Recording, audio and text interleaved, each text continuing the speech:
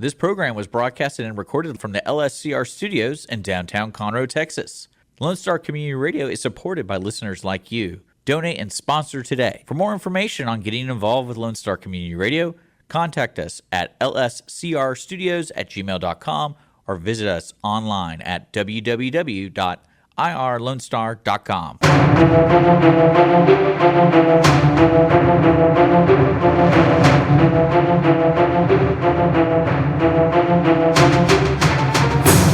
You're listening to Crime Scene Today. I'm your host, Dan Zentek. We talk about current and future issues facing law enforcement, crime scene, and forensics. We are at the IAI conference in Reno. Lucky enough to have Toby Wolson, who has been a DNA and bloodstain expert for many years. Much experience for us to talk about. So, Toby, thank you for joining us. Could you give a little insight as far as department you work for and sort of how you started in the field? Well, I started in the field by accident, actually. I was an entomology graduate from Michigan State University and went away to graduate school at University of Kentucky and quickly realized I was wasting my time. I went back to Michigan State and went over to the School of Criminal Justice to see about taking some background courses to apply to law school. And they were looking for somebody to help revive their criminalistics program, and that somebody had to have a Bachelor of Science degree, and there I was. They talked me into trying this out, and 40 years later, I'm still at it. And not a lawyer. Not a lawyer, but my son's.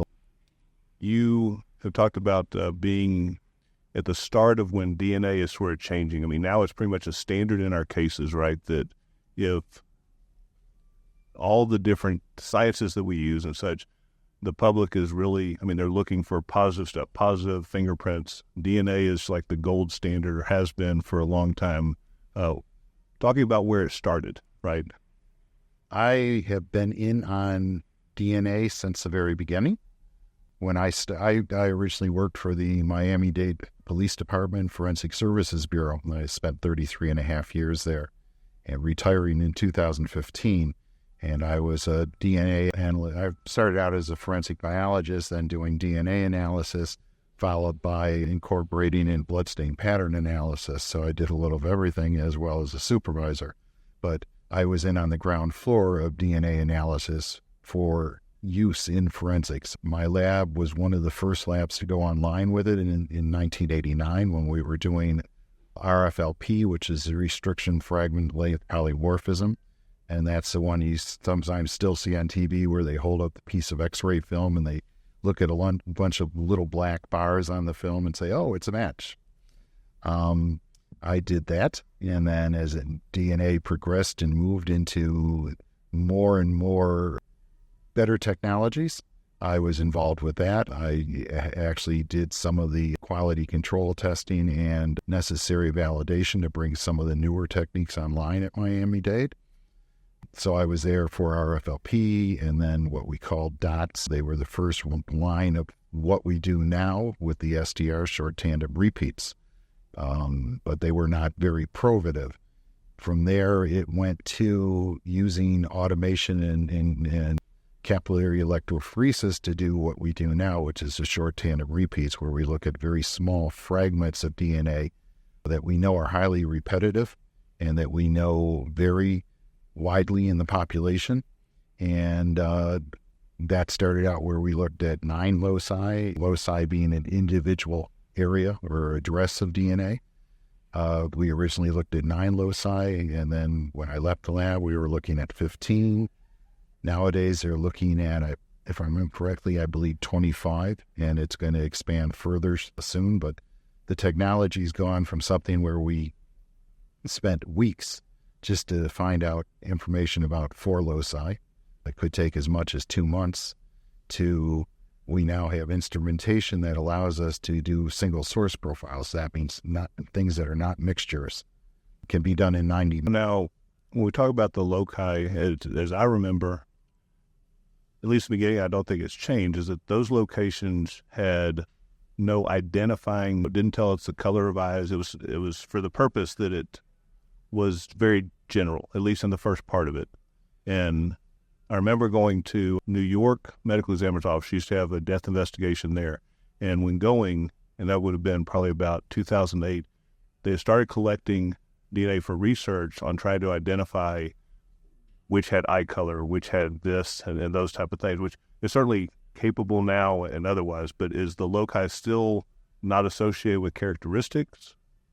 The majority of the loci that are used forensically for DNA, if I get a piece of evidence in from a crime scene and I'm analyzing it, the majority of those that we use forensically are non-coding loci, which means that they don't determine anything like hair color, eye color, height, things of that nature.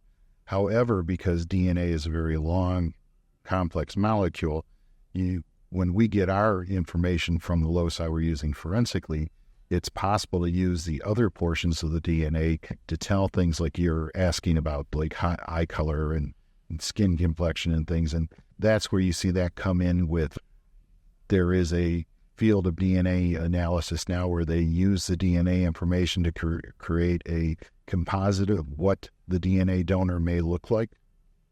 So it can be done, but in terms of the national database that we're using for sexual assaults and homicides and things like that, the majority of those loci are non-coding. You're speaking of CODIS, and you talked about being early on at Miami-Dade. Where did the FBI come in, or was it always part of sort of a mutual project? The FBI kind of took the leadership aspect of bringing DNA into the labs in this country.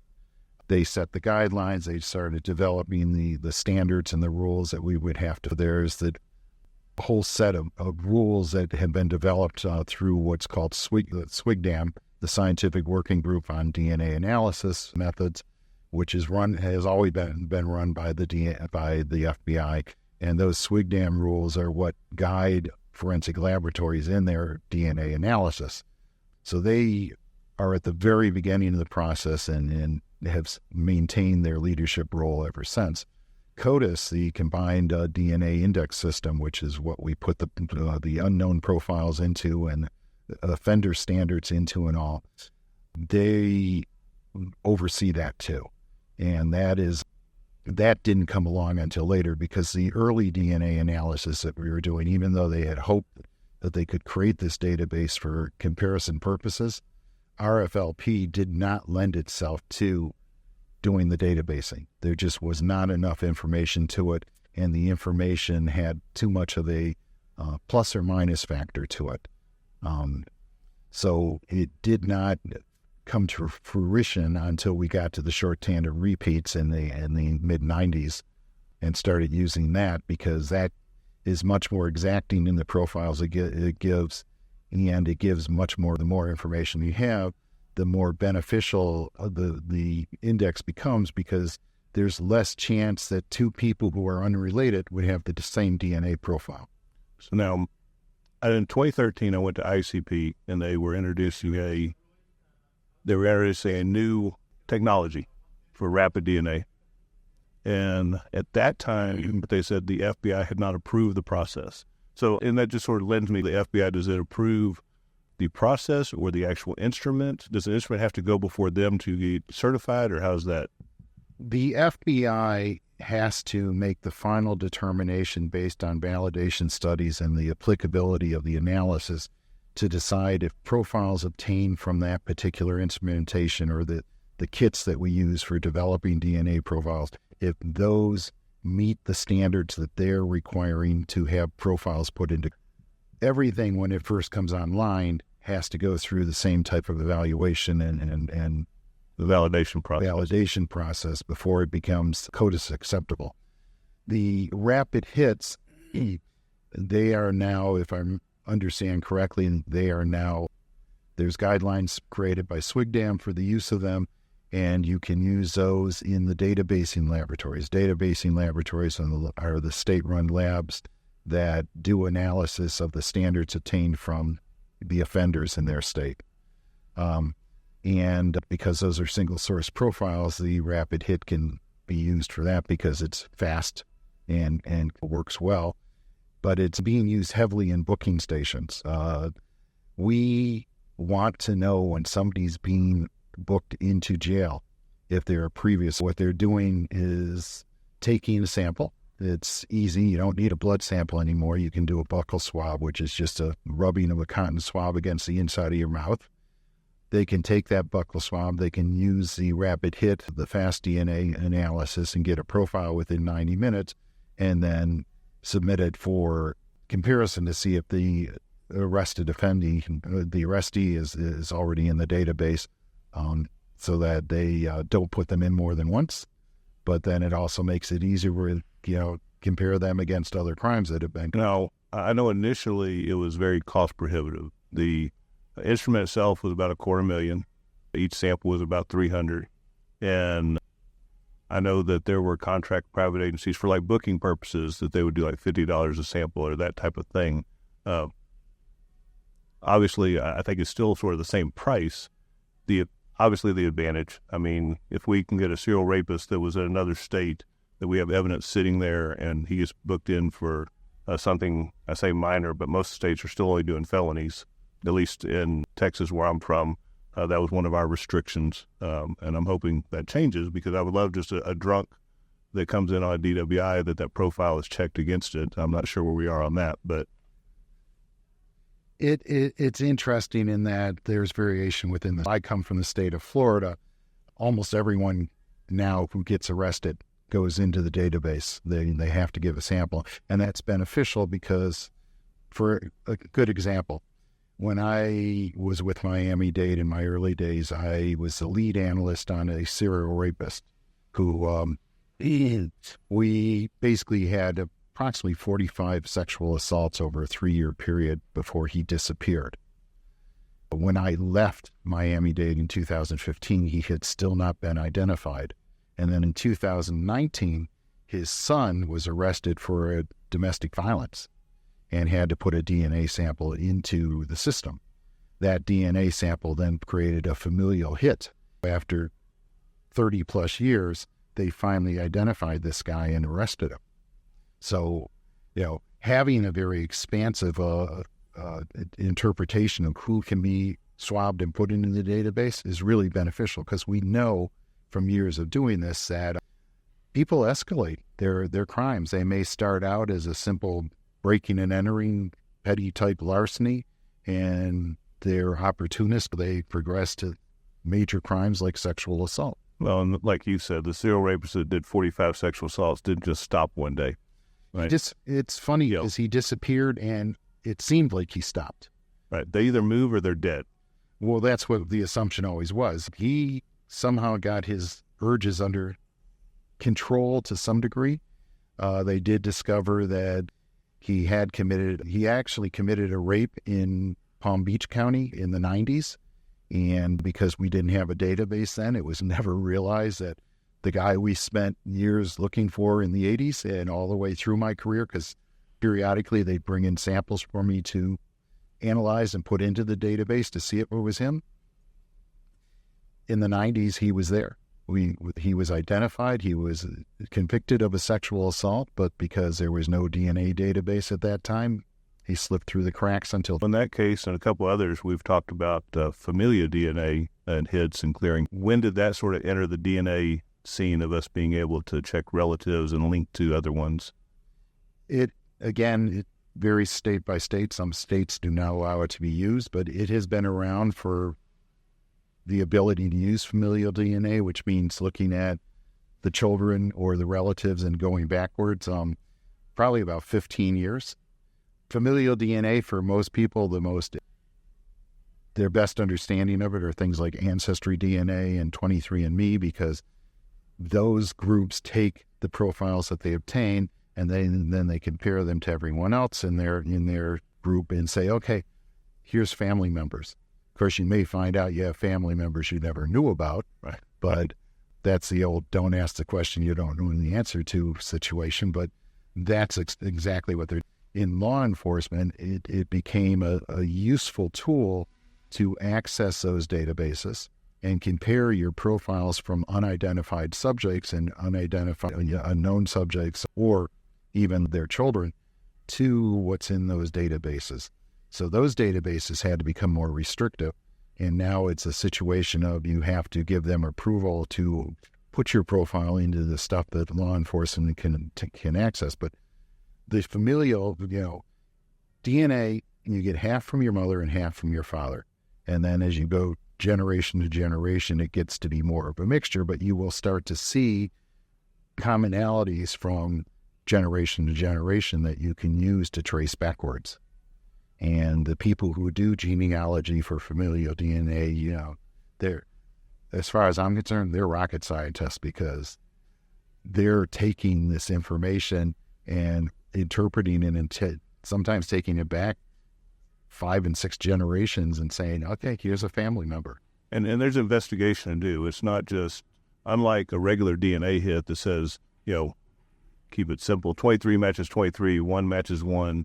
They have to go deeper into literally into the ancestry of this and start digging to find, okay, it's where is it at in the chain, right? Oh yeah, they're marching through the ancestry of the families that they link the unknown profile to, and then they're looking for the closest identifiable relative that they can then potentially ask that relative for a sample if they need it. But who else from that family has been living in the area where the crime was committed, things of that. What else it links? It's a series of links that are very complex to put together, but it's kind of like building a puzzle that has 25,000 pieces, and you're pushing them all together and eventually coming up with a picture. So where do you see DNA going? I mean, I've been lucky enough in my career, and you have, to be at the start of technologies. And where we are now, would have never dreamed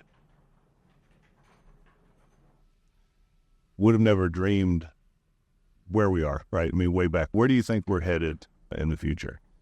Well, it keeps progressing. The next wave of DNA, which is being used in some labs in Europe and all, is sequencing of the DNA molecule. The DNA molecule is made up of 4 base pairs, and the alternation and composition of the sequence of those base pairs determines your DNA profile, as well as with sequencing now, they can look at the actual base pair sequence that occurs for making up your particular DNA molecules. And it's fascinating because it's not something that needs to be done on every case because it's extremely complex.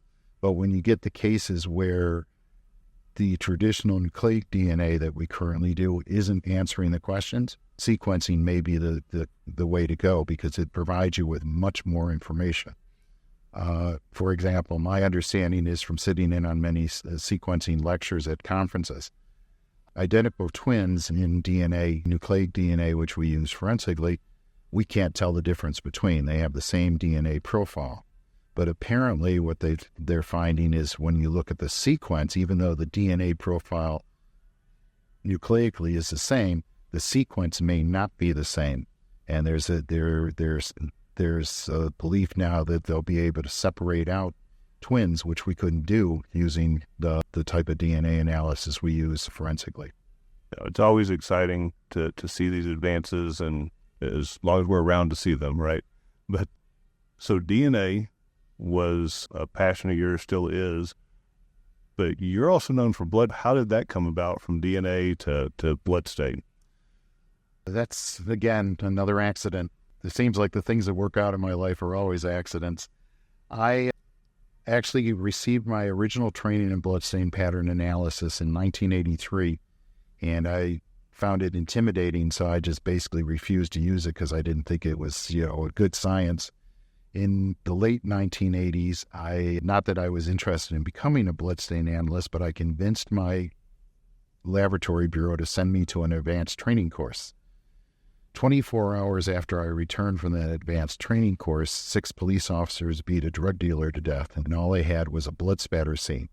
Naturally, management's approach to that is, you just got trained, you go do between what I learned in that advanced course, which showed me that it was good science and that I understood it, and doing that first crime scene, it kind of lit a fire in me for doing bloodstain pattern analysis, and that fire has burned strong and intense ever since. And, I've done many cases over the years. I've published in the area. I have a book coming out in October of this year where I edited it using authors to write each of the chapters, authors that, in my opinion, are among the best there are for the understanding of what they wrote about.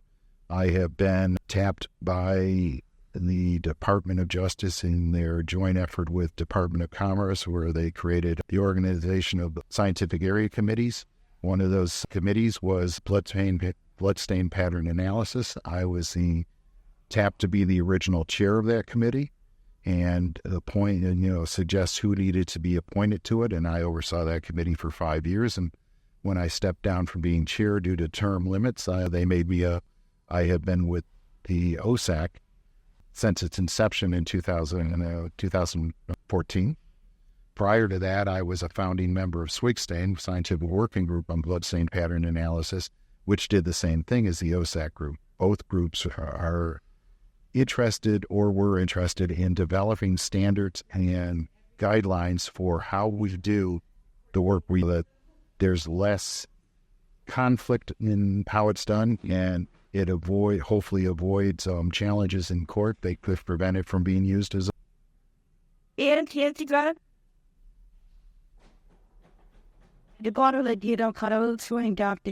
You mentioned coming back from your first bloodstain. It always seems to be the way. Once you go to training, like you come back and something happens where you get to use that. And in doing that, I bring it up because we've had such controversy in past years where people go to one training and then come back and start making opinions based on a very small amount of training that sometimes leads down a bad path, right?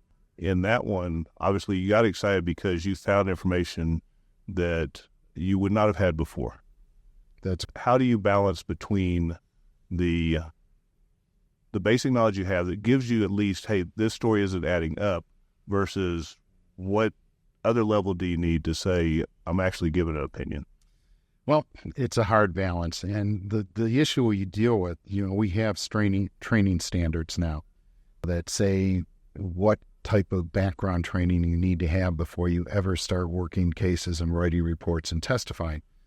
In the 80s and all, there were not many courses. You basically had an introductory level course and there was nothing to follow it up. So people ended up going online as a case analyst just because that's the only training available.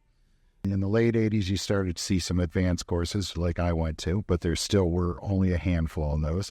Now here we are in the 21st century, and we have courses in the fluid dynamics of bloodstain pattern analysis. We have courses in the physics and math of bloodstain pattern analysis.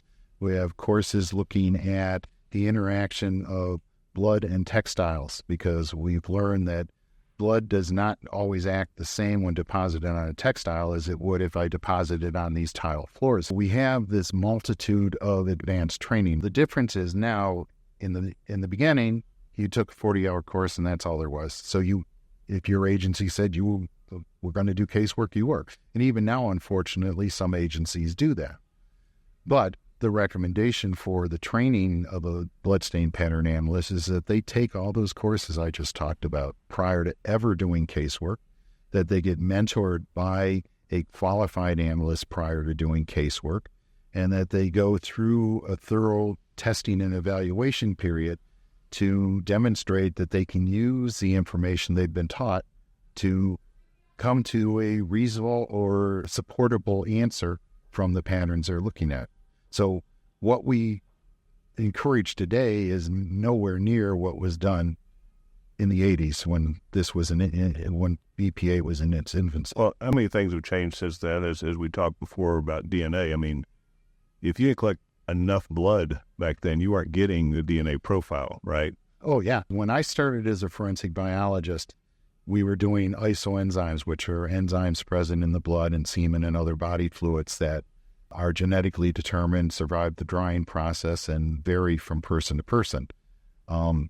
You needed a sample maybe the size of a penny or a nickel to do all the analysis back then. And in the early days of DNA, it was the same thing because we were working with blood. New red blood cells do not have a nucleus, which is where the DNA that we work with forensically is located. So there was a need for a larger sample. Now the technology, because we can take very small samples and replicate it almost like a molecular copy machine. Now, because we can take very small samples, take small amounts of DNA and replicate it to make it into a large sample for analysis, we can work from touch samples. If I swab a doorknob or this table, I'm going to get DNA profiles. Unfortunately, they're usually complex mixtures. I'd say it seems like that would add more to it as more sensitive as it got. It makes everything very difficult now in terms of interpretation. They've had to develop computer programs to assist the analyst with the interpretation of those mixtures. So I know that one that we used when I was in homicide and violent crimes was for sexual assaults. I mean, so you have a mixture, right? And trying to separate and explaining it was enhancing the Y chromosome, or if you male DNA. Yeah, the male DNA to separate that way. And I think that was the first I heard of trying to separate the mixtures. When working with sexual assault evidence, the extraction purification method used for those samples is one designed to separate the so-called female DNA, which is the DNA from the victim in most cases, right, from the male DNA, which is the DNA present in their semen or their sperm, depending on how much semen is or how much sperm is present in the semen. But we can use the liquid or the actual genetic material. It's a process called a differential extraction, and it gives us the ability to separate those two fractions so that when we do our analysis, we're less likely to get a mixture of the victim and semen donor. Now, back to the bloodstain analysis. So you have a person that has, 40 hours worth, and they're looking, we're talking rural area, which is large portions of the U.S. And, I've always, in recent years, been fascinated with how someone innocent ends up in prison, right? And the most common link I've found is lack of qualification in investigation. Whether it's science side, whether it's just the investigator side, and many times it's not nefarious. It's not for the purpose to get that one person. It's more the lack of knowledge on how to do it. How does someone in a rural area or otherwise reach these programs on a small budget to do those things? It's very difficult, and your assessment of the problem is exactly that many mistakes are made because of lack of training and lack of experience. And, the training is essential. Regardless of if you come from an agency that has a small budget versus a big budget, they need to realize that people's lives depend on the answers that we come up with from the forensic analysis. And this just isn't blood spatter. It's everywhere in forensics. Right. They need to realize that that's the case, and they need to find a way to come up with the money to send their people to the training that's necessary, because you're not doing your agency any favors by putting poorly trained, potentially incompetent people on crime scenes. Evidence gets misinterpreted. Evidence gets lost. Maybe wrongful conviction results from it. It's very important to get that training, and I understand the argument that we just don't have the money, but there's always grants, federal grants and things like that, and you have to figure out a way to do it. Well, and not just that, but I mean, we're at the II this week, and the one thing I've noticed, and correct me if I'm wrong from your experience, is if the small rural area does not have the ability, the FBI will help, the state agency will help. Normally there's a large agency that has the resources, many times for free, to help. It just requires, let's just call it what it is, setting your ego aside that someone's going to come in and help you with this versus trying to do it yourself. That's pretty much the case. The problem there is that many police agencies are not good at playing with other police agencies because they all want to be the top dog in the right. pyramid when it comes to solving crime. So the ability to work together sometimes is not there. When it is there, they, tend to solve these crimes faster. But asking for help is something that many police agencies have a difficult time. Obviously there's a 40-hour basic for BPA, what would you say would be like the next step? I mean, like if I'm going to go from 40 hours, you talked about many of the classes, but if I'm going to go to the first 2 or 3, what would be my foundational classes? Your foundational classes are the introductory level course that gives you your understanding of how things happen and what they look like. In those classes, you learn all that by throwing blood around and dripping blood and running with blood and kicking blood, doing all sorts of different activities with the blood, and then looking at the patterns you create to start giving you an understanding. The other primary function that I think is very important about an introductory level course is that you now will look at blood differently, and they should be teaching you how to preserve scenes that you think might be a blood stain, that it can be looked at by a qualified analyst. So in the introductory level courses I teach, I've taught 70 plus to date.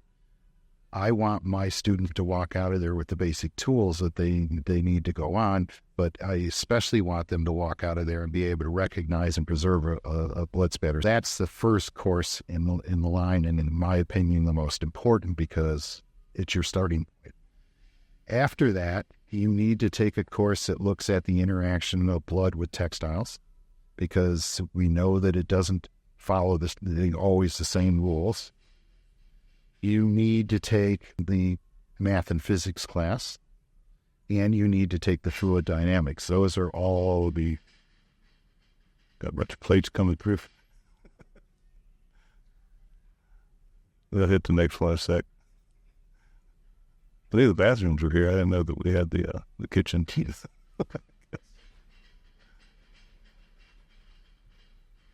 So we'll pick up from the second one you should take.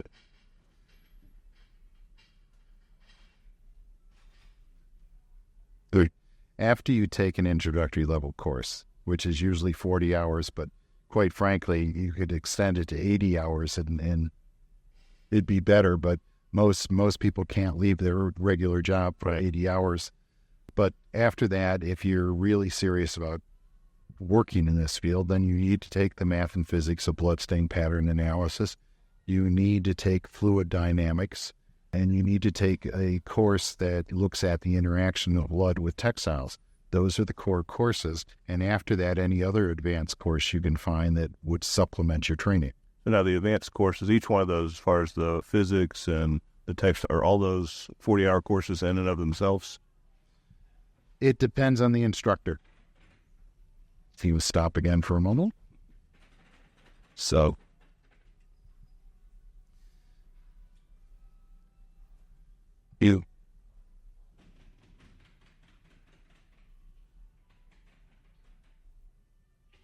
and you're clear.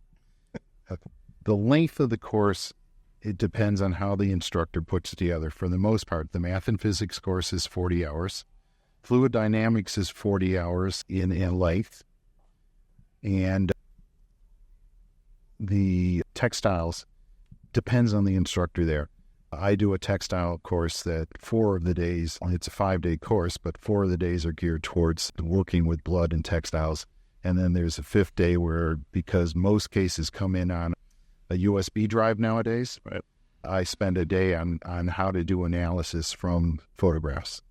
Right. So, but the instructors I learned from for blood on textiles, they call their course 80 hours long because they give you 4 days of intensive on-site training mixed with a day of court expert witness testimony, but they give you an extensive amount of things to read before you come to the course, as well as after the class is done, you have a report that you have to write and submit to the instructors for final evaluation to pass it. They call their course 80 hours.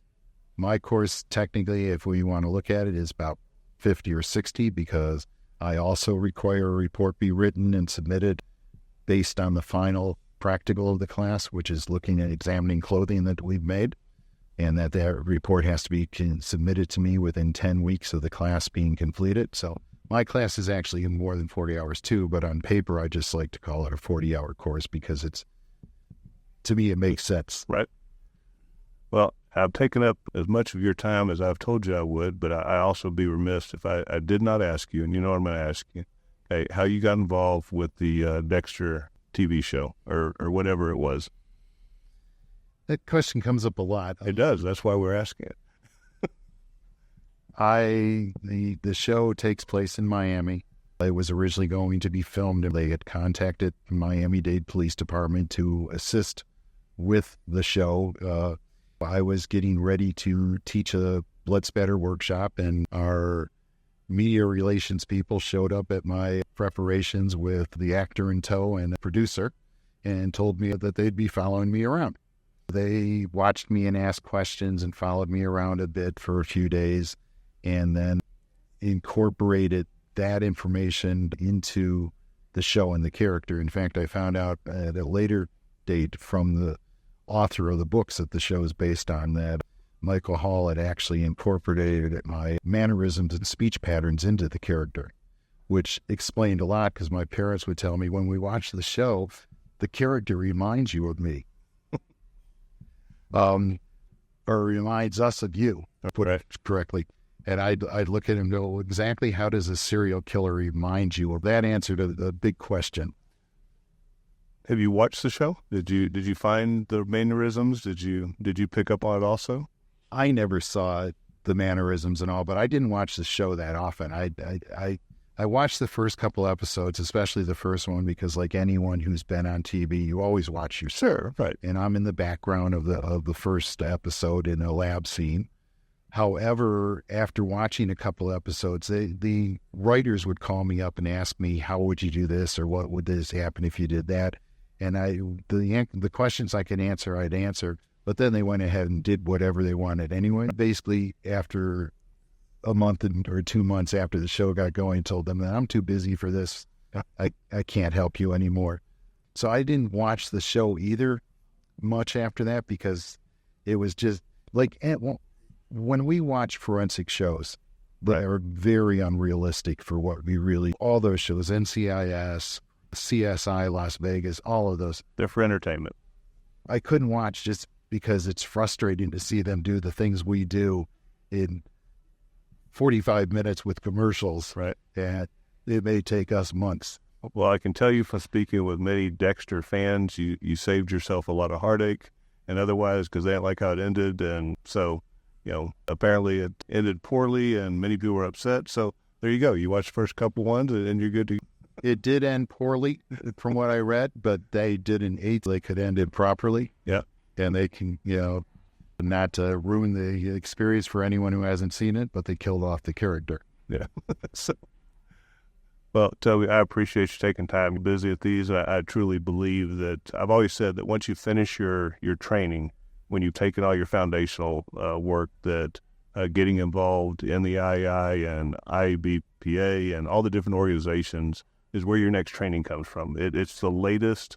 It's usually the most recent training, and it's how you get involved in networking with some just amazing people. I mean, I've met you and many throughout the years, and I thank you for your time coming on. Well, the training never stops. You have to keep. Well, thank you, Toby. I appreciate it. Thank you for inviting me. Thank you for listening to Crime Scene today. If there's a topic that you'd like covered, if there's a guest you'd like on the show, or if you'd like to sponsor the show, you can reach out to me at dan@crimescenetoday.com. Thank you for listening.